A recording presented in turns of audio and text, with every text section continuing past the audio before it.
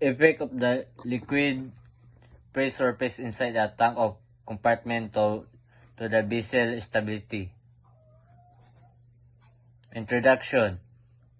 The stability of the vessel is essential for safe navigation and one of the factors that significantly affect the behavior of liquids carried on board. In ship, many compartments such as ballast tanks, fuel tanks, and cargo holds may contain liquids that are not always completely full.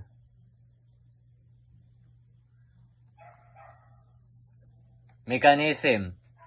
The mechanism of the free surface effect begins when a vessel with a partly filled tank is in an upright position. In this condition, the liquid inside the tank has horizontal surface and its weight acts vertically downward through its own center of gravity.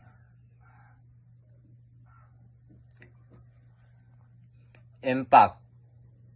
The impact of the free surface effect on vessel stability can be significant and in some cases dangerous. One of the main effects that in reduction stability, making the ship more sensitive to external force.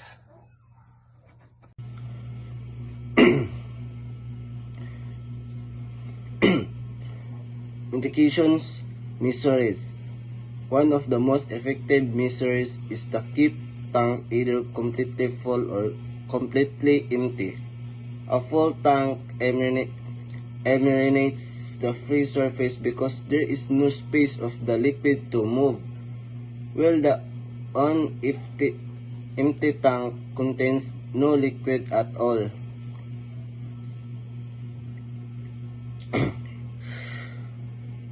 Conclusions.